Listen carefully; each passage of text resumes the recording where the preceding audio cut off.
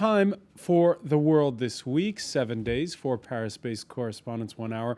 And with us, Sylvie Kaufmann of French broadsheet of record Le Monde. Thanks for being with us.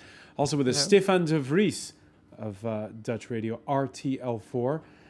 With us as well, Paul Taylor of the Reuters news agency, and Craig Capitas, author of, among other great books, Mona Lisa's Pajamas. Thank you for being with us. The World This Week, where you can always weigh in on the conversation on Facebook and on Twitter. You can find us at François F24. In the interest of equal time, a couple of weeks back, we had our World This Week panel critique Nicolas Sarkozy speaking English on the campaign trail. Remember, it was in a conference call with his U.S. counterpart, Barack Obama.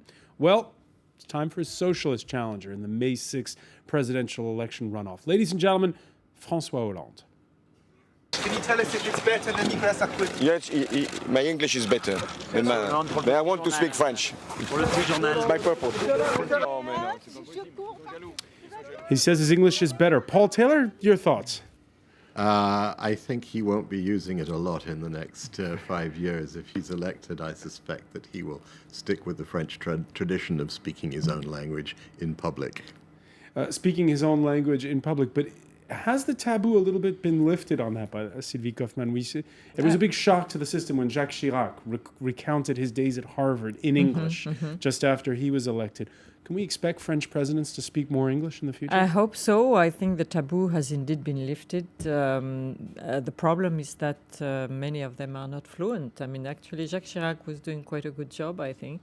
But Nicolas Sarkozy, I think, really didn't feel comfortable at all speaking English. Even though I think he does speak a little, some English, yes. He does, yeah. And François Hollande, I must say, I don't know, but if he does, I think he will after a while, even though he says he doesn't want to, but My recollection of Jacques Chirac, who spoke really quite decent English, was he once gave an interview early in his mandate with CNN, with Larry King, and he was sent up mercilessly by French comics, in particular, I think Les Guignols de l'Info, and it was such a sort of public relations disaster for him, even though, in fact, he spoke quite decent English, that he vowed never to do it again, and from then on always spoke French, even when, interviewers would try to lure him onto the ice to get him to speak English. So I think François Hollande will be cautious about that. But what's clear is when you see François Hollande, and we really saw this week, he's already acting presidential. He is playing the part. And the extraordinary thing, which I don't begin to understand, is that Nicolas Sarkozy has sort of abandoned the presidential mantle and is running around the country as the challenger, like a Duracell bunny on steroids, trying to create division, trying to create anger and surf on the anger which he feels among these people who voted for the far right, for Marine Le Pen. And the more he does that and the more serene François Hollande looks, it seems to me the more the game may be over and François Hollande may already sort of, in people's minds, be in the Élysée. All right, Paul Taylor there, writing that political obituary 9 days ahead of the vote. But let's listen to Nicolas Sarkozy. He had, as Paul was saying, the option, court the center or the far right, but with 6.4 million voters choosing Marine Le Pen's National Front in the first round, the incumbent tacking that way, like Tuesday, in the Paris suburb of Longjumeau. I don't talk to the right wing. I don't talk to the centre. I don't talk to the left wing, as Mr. Hollande says. I talk to the people of France. I talk to everybody without discrimination. Because I want to convince each person. And I contest the idea that me, the European, I wouldn't be allowed to say that enough is enough, that we don't want any more of a sieve like Europe, especially because I'm European, not because I refuse Europe. A sieve like Europe. Stéphane de Vries, you surprised by this rhetoric? No, not surprised. I mean, he was trying to woo the electorate of the Front National for many months already, and the huge success of Marine Le Pen shows that he didn't succeed in doing so. And Well, it has been said already many times. The electorate prefer the original to the copy, whereas Nicolas Sarkozy here is clearly the copy. But I'm surprised by the violence, actually, and it's like Paul already mentioned that he's very aggressive this week. He's playing the underdog. He's blaming the media. He's blaming the journalists. He's blaming all the people like us who are talking about him all the time on television. So he's playing the blame game and positioning himself as a victim, and in a very nasty way. Kurt Kapitas? Well, Francois Hollande doesn't need to improve his English, but what he needs to do is start improving his knowledge of economics, principally by reading English language books on economics, because French language books on We'll get to the economics in a moment. No, it's. I know you're raring to go on that No, topic. I'm not ready. But let's Okay. let's first talk about this issue of the far right, though. There's a malaise in France. What the vote for the far right has shown to me was that people are fed up, dazed, and confused. As much as anyone wants to try, you cannot get away from the point that any French man or woman who does not look at this election through an economic lens is going to be losing out in the long term, full stop. Now, France is mired in the past. Hollande is even further mired in the past, as you have said, and I think this is really one of the most interesting things that's been said on this program. I cannot envision François Hollande going to Brussels and asking for $288 billion and getting it. France has to modernize. Unfortunately, in the land of the blind, the one-eyed man is king. And like it or not, Sarkozy does have a grasp on this. He's certainly by no means perfect. But Hollande is living in Francois But that's not the Mitterrand issue Lululand. that Sarkozy is grabbing headlines about. It's about his it's about his rhetoric concerning immigration. You're absolutely right. It's to do anything to divert the attention from the reality of what's facing the French electorate and the French people in the future. That's politics. And the sad thing is that the French people are buying into this. It's starting to look more like an American type election as opposed to an election that's really looking at the issues. France is an old country. It is old. It doesn't like the future. And Hollande is trying to take it back to the past. France is in debt up to its eyeballs, and no one is going to buy French bonds. No outside investment is going to come into this country. You are going to have capital flight if the socialists get in power and do what they say in their manifestos that they're going to do. And as far as I'm concerned, the far right and the far left are nothing but red herrings in the debate. Red herrings, but it's the president of the Republic in this instance who is making these statements. Well, when you're talking about when you're saying that Sarkozy has does have a grasp on this issue of modernization and looking, it may have been true. The problem is that he's not showing it now. And since the first round, who is talking to the past? He is, much more than François Hollande. So there is indeed this element in what you describe of the France in denial that was the now famous cover story of The Economist a couple of weeks ago. And it is true. I mean, there is a part of France which is in denial, and both leading candidates showed it in a way. But I think there is, I'm convinced there is another part of France, there is another dimension in this country there is a group of people, and more than a group. I mean, there is one France which is looking to the future and desperately waiting for politicians to address them, and we haven't had this in this campaign. It's really a pity. Now, before the election, a week from Sunday, there's going to be a date on the calendar which often harps back to the past. Mark your calendars. May the 1st, especially if you're thinking of driving a car into Paris that day.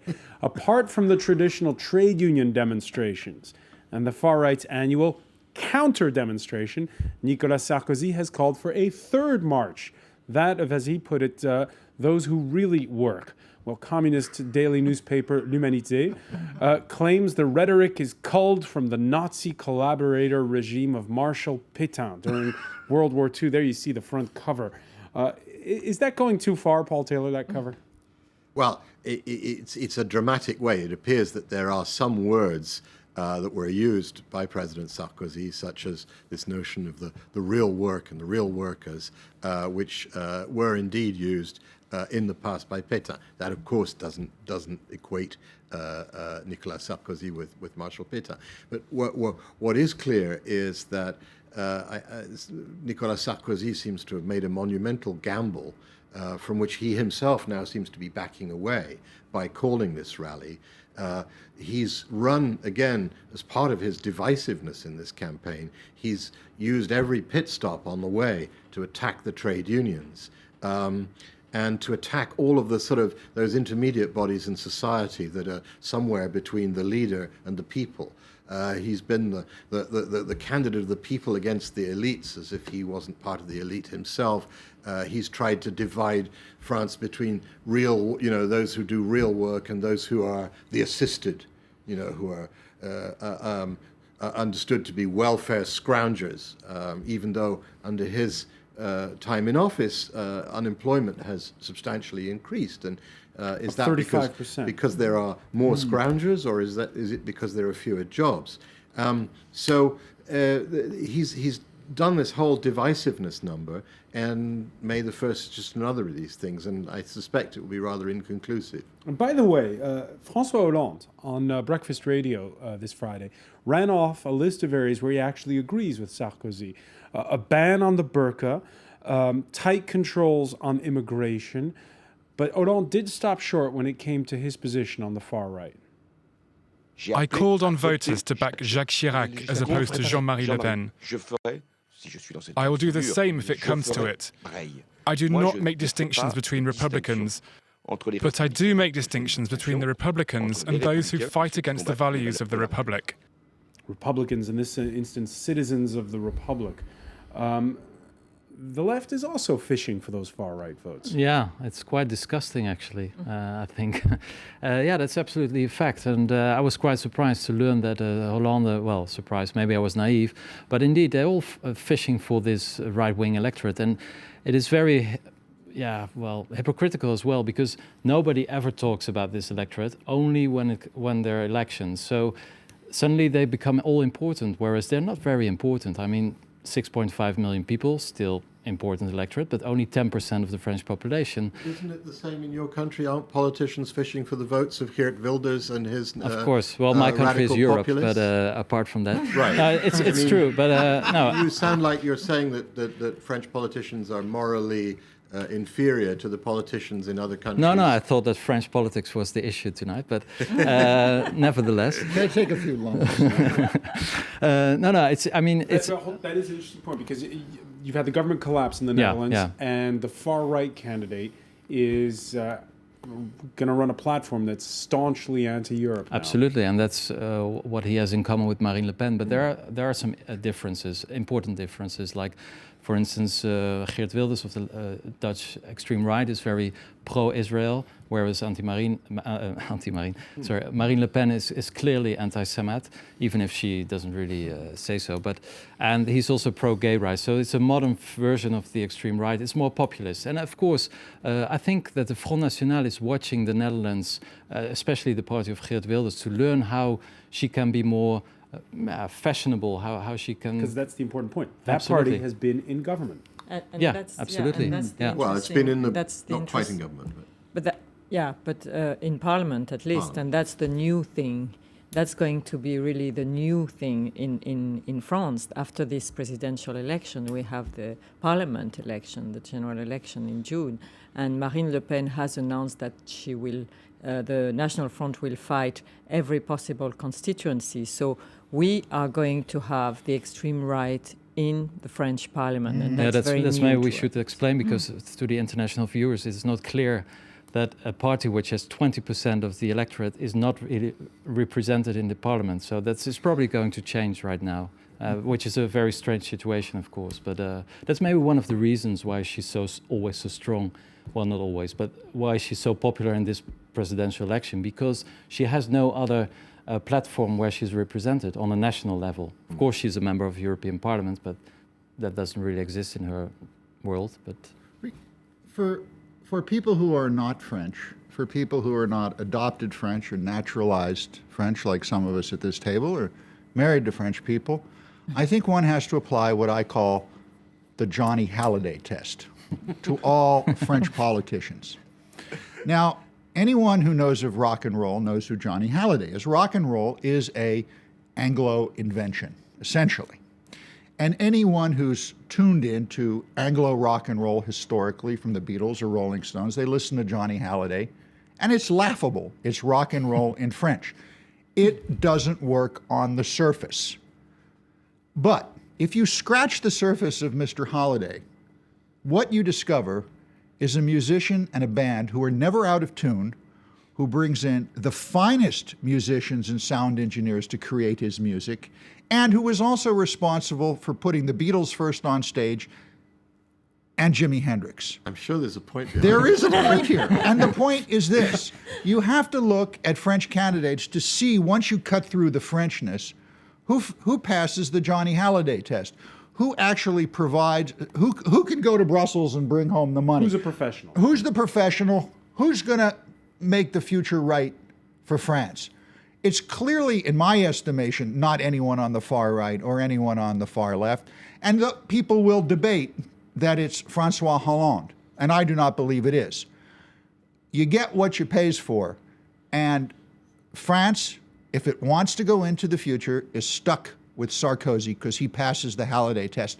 And the tragedy of it is that in these years that he's been president, the left has been unable to come up with a candidate who can really capture the public's imagination. And you're saying that Hollande hasn't, as promised, Craig. You'll get a chance to pick up on that point when we return. And also, in part 2 of The World This Week, we'll be taking a look at how Rupert Murdoch turned the tables on Britain's Prime Minister.